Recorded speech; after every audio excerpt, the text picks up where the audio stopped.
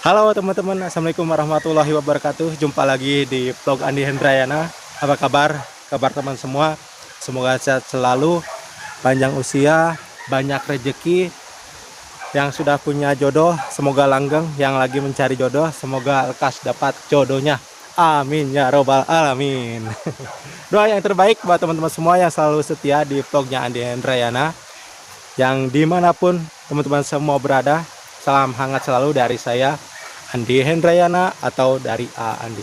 Teman-teman hanya sekedar ingin bercerita saja atau ingin sekedar mengobrol saja teman-teman dengan masalah bahtera kehidupan ya teman-teman, yang sering kita lihat, yang sering kita rasakan sehari-hari. Banyak sekali cerita yang bisa saya share, yang bisa saya kemukakan, yang bisa saya bicarakan, walaupun hanya sebatas kemampuan saya teman-teman untuk berbicaranya gitu ya, karena keterbatasan kemampuan saya untuk berbicara secara teknis, secara akurat gitu ya, rasanya masih jauh teman-teman. Ini hanya sekedar sharing informasi saja atau sekedar menumpahkan unek-unek yang ada dalam pikiran saya teman-teman. Oke teman-teman, pada kesempatan hari ini saya ingin ngobrol gitu ya, ngobrol saja gitu, bukan berngobrol. Ya sekedar ingin ngobrol saja teman-teman, masalah tentang kehidupan yang sering kita jalani saat ini, tentunya tentang masalah finansial atau masalah keuangan. Masih belibet, masih kaku nih bibir. Jadi manusia mana yang tidak butuh uang, manusia mana yang tidak butuh pekerjaan teman-teman. Tentu setiap orang itu punya kebutuhannya sendiri-sendiri, apalagi buat mereka yang sudah berumah tangga, tentu sangat penting sekali untuk yang namanya masalah itu mata pencaharian. Apalagi kalau sudah punya anak yang lumayan banyak, lebih dari 2 gitu ya, itu uang benar-benar harus punya minimal ya, setiap harinya harus ada gitu teman-teman. Tapi bagaimana jika orang tersebut memiliki masalah mental gitu ya, mental issues gitu, dimana mentalnya itu kadang sulit untuk menerima tekanan-tekanan dari lingkungan sekitarnya, contohnya lingkungan pekerjaannya teman-teman. Tentu setiap pekerjaan itu memiliki pressure dan memiliki tekanan pekerjaan tentunya, dan yang mana apakah orang tersebut bisa menahan tekanan hidup tersebut gitu teman-teman, baik tekanan dari atasan ataupun dari kegiatan kerja itu sendiri yang harus menargetkan sesuatu sesuai dengan yang sudah dipatok atau sesuai dengan grafik yang sudah ditentukan gitu. Apa namanya itu, bukan grafik, target gitu ya, target yang sudah ditentukan. Lagian pula yang namanya kita kerja di tempat orang atau di perusahaan atau dimanapun, kita dituntut kerja itu untuk kerja yang profesional, kerja yang harus semuanya serba sempurna. Padahal yang namanya pekerjaan manusia itu ada kurangnya juga, kadang bisa salah, kadang juga bisa keliru dalam mengerjakan suatu pekerjaan yang sedang dikerjakan teman-teman.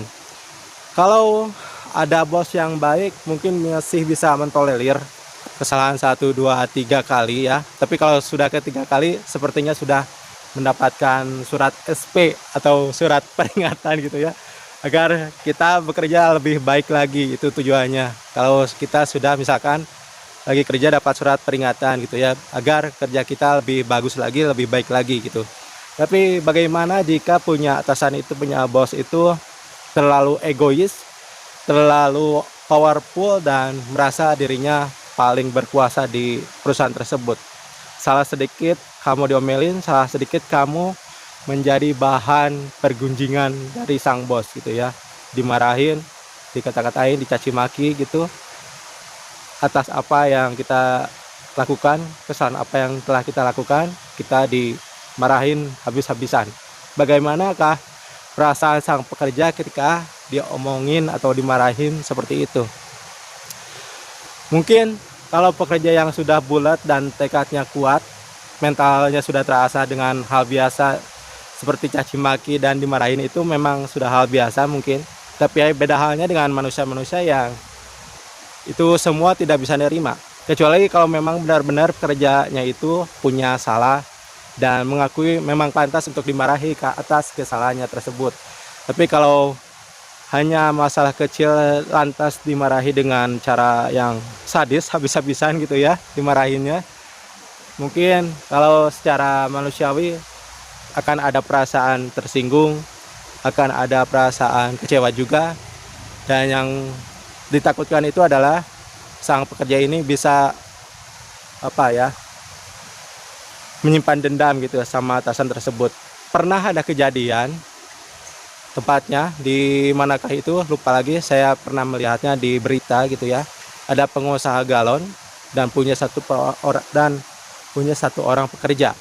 Pekerja ini sering dimarahi sama bos galonnya ini, terus dimarahin, dan hal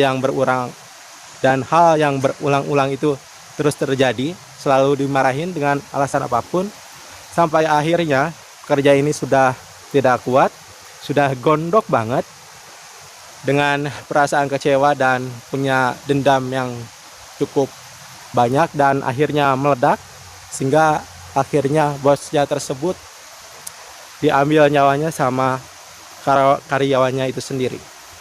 Yang saya takutkan itu adalah seperti itu. Ketika seseorang karena merasa punya power, karena merasa punya usaha gitu ya, sehingga seenaknya untuk berucap ataupun memarahi karyawannya, itu sangat wanti-wanti sih kalau menurut saya. Karena hati-hati, ada orang yang sudah sering dimarahi dan punya rasa dendam itu, kalau suatu saat bisa meledak, itu bisa membahayakan bosnya itu sendiri dengan kata-katanya.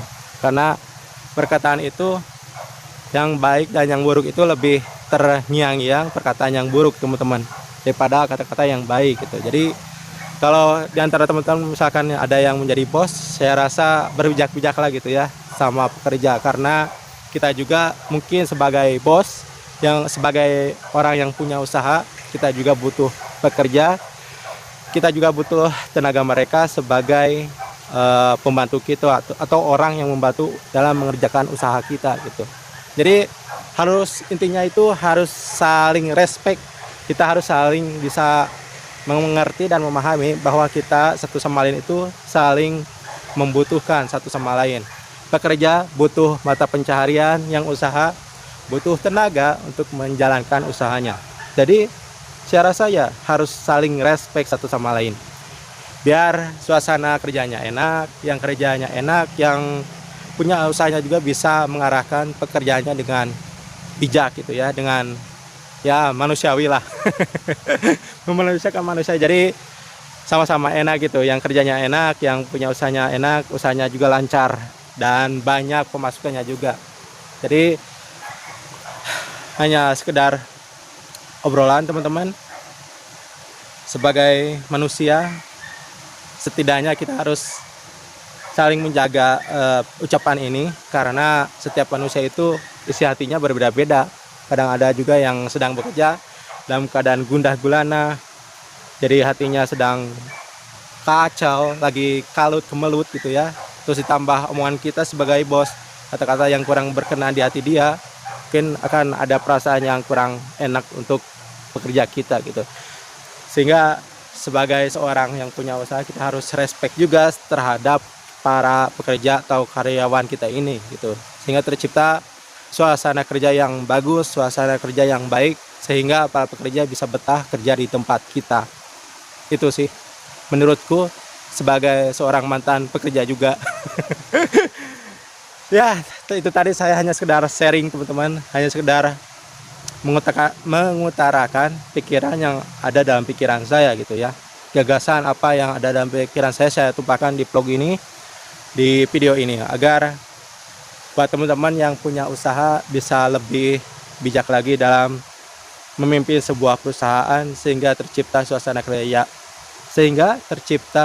kerja yang baik dan nyaman untuk kita semua gitu. Sehingga itu tadi suasana kerjanya menjadi nyaman, dan tentu pendapatan pun bisa naik dengan sangat drastis ketika kita semua enjoy mengerjakan pekerjaan yang sedang kita kerjakan.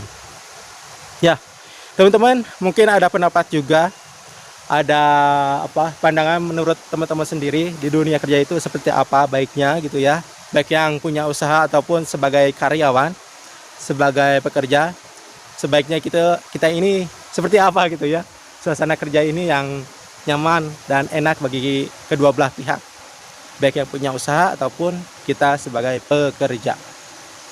Karena ya saya juga pernah ngerasain teman-teman gimana manis pahitnya menjadi seorang pekerja ketika kita sudah turun ke lapangan dengan berbagai macam rintangan. Ketika kita sudah turun ke lapangan itu banyak sekali hal yang tidak bisa kita duga, teman-teman.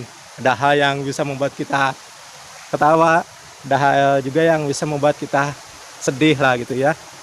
Apalagi udah mah capek-capek kerja tapi hasilnya gak ada, itu kan gak bagus gitu teman-teman, sepertinya mengerjakan pekerjaan yang sia-sia gitu. Jadi hanya sekedar sharing saja teman-teman tentang masalah pekerja yang pernah saya alamin, dan intinya adalah saya hanya sekedar bertukar pikiran saja teman-teman. Jadi kita pun sebagai pekerja kalau gak milih-milih sih ya memang bisa ada pekerjaan itu bisa kita jalankan. Apakah Pertanyaannya adalah apakah mental kita siap bekerja dengan keadaan dan suasana kerja yang seperti itu, yang seperti yang bisa teman rasakan ketika kita masuk dan terjerumus ke suasana kerja yang baru. Baik pun apapun itu suasana kerjanya, seperti pekerjaan jadi pegawai toko atau jadi pedagang bensin gitu ya. jadi tukang obat tuh ya di apotik gitu, dan banyak sekali macamnya teman-teman. Jadi pedagang nasi gitu ya di restoran gitu ya, sama juga dagang kan itu. Jadi ya kita harus pintar memilih. Memang kalau memilih pekerjaan yang sesuai dengan apa yang kita inginkan itu memang tidak ada. Walaupun ada ya mungkin sulit gitu ya, persentasenya kecil. Jadi sebagai manusia dan sebagai pekerja, mampu sampai manakah kita untuk bisa beradaptasi di lingkungan kerja yang sedang saat kita kerjakan saat ini. Itu saja kuncinya. Ya kalau kita betah dalam pekerjaan tersebut, kita masih bisa lanjut teman-teman. Tapi kalau kita bekerja di suatu pekerjaan dan sudah tidak merasa nyaman dengan pekerjaan tersebut, ya mungkin akan angkat kaki gitu ya, mencari pekerjaan yang lain. Tapi kalau terus-terusan seperti itu, konsekuensinya adalah kita akan sulit untuk dapat pekerjaan yang konsisten gitu ya. Pindah ke sini gak betah, pindah ke tempat lain gak betah, pindah kemana lagi gak betah gitu, terus aja gitu. Jadi kapan dapat gajiannya gitu ya. Dan ya saya juga percaya bahwa setiap individu manusia itu punya pemikiran masing-masing tentang masalah pekerjaan ini, termasuk saya juga gitu ya. Banyak sekali pengalaman-pengalaman yang sudah saya alamin sebagai seorang pekerja gitu ya. Di antaranya tadi yang sudah saya sebutkan barusan di depan gitu ya. Ya itulah dilema kehidupan teman-teman. Kalau kita gak mau diomelin sama yang punya usaha gitu ya, kalau kita gak mau dimarahin sama yang punya usaha atau yang punya tempat kerja, ya kita harus bikin pekerjaan kita sendiri, sehingga kita yang menjadi bosnya, kita yang jadi karyawannya gitu ya, jadi berdikari gitu. Tapi zaman sekarang sih kita harus pandai-pandai mengulik, intinya harus bisa menciptakan peluang bagi diri kita sendiri agar kita bisa berdiri di kaki sendiri gitu ya, cita-citanya gitu. Seperti saya saat ini bikin konten, bikin video di YouTube gitu ya, mudah-mudahan ada yang suka, ada yang satu frekuensi dengan keadaan saya yang seperti ini gitu ya, dengan gaya bicara saya seperti ini dan isi konten yang seperti ini juga, mudah-mudahan ada yang suka gitu, yang satu frekuensi. Saya berharap seperti itu sih, walaupun memang tidak mudah yang namanya vlog ya seperti ini, apalagi bagi kita sebagai orang yang biasa-biasa saja, bukan seorang artis. Bikin konten daily vlog itu, vlog harian itu memang sulit, beneran sulit teman-teman. Saya bikin video vlog ini 2020 tapi masih belum juga bisa mencapai goal untuk bisa dimonetisasi teman-teman. Masih dalam tahap perjalanan yang sangat jauh, masih harus berjuang keras agar bisa mencapai goal sesuai dengan apa yang saya harapkan dan saya inginkan. Teman-teman, mohon doanya juga semoga bisa menjadi kenyataan apa yang sedang saya cita-citakan saat ini, teman-teman. Ya, mohon doanya juga dan support teman-teman juga. Tolonglah di subscribe agar bisa mencapai 1.000 subscriber teman-teman dan 4.000 jam tayang. Buset lah teman-teman, susahnya bukan main gitu ya, minta ampun. Tapi saya rasa pekerjaan ini yang cocok dengan saya gitu ya, karena ini fleksibel pekerjaannya dan gimana kita gitu, gimana maunya bikinnya atau kerjanya gitu, seperti freelance gitulah ya. Kalau lagi mood ya gak bikin konten, kalau lagi mood ya bikin konten gitu. Sekalian juga kita yang editin, kita yang bikin materi kontennya gitu kan, everything semuanya tergantung sama diri kita sendiri gitu. Enaknya YouTube itu seperti itu gitu teman-teman, menjadi diri kita sendiri. Sorry tadi ngobrol cuap-cuap, aduh saking excitednya gitu ya. Saya berharap tolonglah Om YouTube permudah gitu urusan saya, dan yang utama saya selalu berusaha dan berdoa kepada Sang Pencipta, mudah-mudahan dipermudah segala urusan saya ini, karena sejujurnya sudah darurat banget, ingin bisa ya seperti orang lah, jadi YouTuber yang besar, menjadi YouTuber yang sukses, bisa ya layaknya manusia pada umumnya gitu teman-teman ya. Ingin ini itu tinggal beli saja karena uangnya sudah ada gitu. YouTube sudah bisa menghasilkan semua cita-cita seperti itu teman-teman. Apalagi kalau ketika kita sulit dapat pekerjaan, mencari kerjaan saat ini sulit, begitu banyak saingan dan banyak tetek bengeknya lah. Karena untuk membuat surat lamaran saja banyak sekali syaratnya yang harus dipenuhi. Belum lagi kalau sudah kita melamar ditanyakan pengalaman kerja gitu ya. Bagaimana mau bisa punya pengalaman kerja kalau kita belum pernah diterima kerja gitu? Kan aneh ya. Kadang saya juga suka berpikir, kita mau punya pengalaman kerja dari mana? Diterima kerja juga belum pernah gitu kan? Kadang sok mikir ke sana, ini aneh teman-teman. Makanya pantas banyak sekali orang-orang yang belum punya kerjaan sampai saat ini gitu, karena ribetnya sistem penerimaan pekerja di Indonesia ini gitu. Batas maksimal usia kerja dibatasi, persyaratannya harus ini itu gitu ya, segala dilengkapi. Namun itulah apa namanya itu, kehidupan mencari kerjaan di Indonesia ya, berbagai macam syarat yang harus dipenuhi dan aturan-aturan yang sangat ya gimana lah gitulah. Saya gak bisa menjelaskannya teman-teman. Mungkin teman-teman juga pernah punya pengalaman untuk melamar kerja itu seperti apa, dan syarat-syaratnya juga harus dipenuhi dengan berbagai macam persyaratan yang dibutuhkan. Memang demikian adanya kehidupan di dunia pekerjaan di Indonesia ini ya. Ya gitulah teman-teman, kalau diobrolin mah bisa panjang walaupun sedikit memutar-mutar, tapi ya minimal apa yang ada dalam isi, apa yang ada dalam pikiran saya bisa tertumpahkan dalam vlog ini, dalam konten ini teman-teman. Mungkin ada juga teman-teman yang sama pengalamannya dengan saya gitu ya, sampai saat ini masih mencari pekerjaan dan berusaha mencari keberuntungan yang bisa kita dapatkan. Oke teman-teman, mungkin pembicaraannya sampai di sini dulu, vlognya sampai di sini dulu. Sudah 20-an menit saya ngobrol cuap-cuap. Kurang lebihnya mohon maaf, sampai jumpa lagi di konten selanjutnya, di vlog selanjutnya. Semoga teman-teman sehat selalu, banyak rezekinya.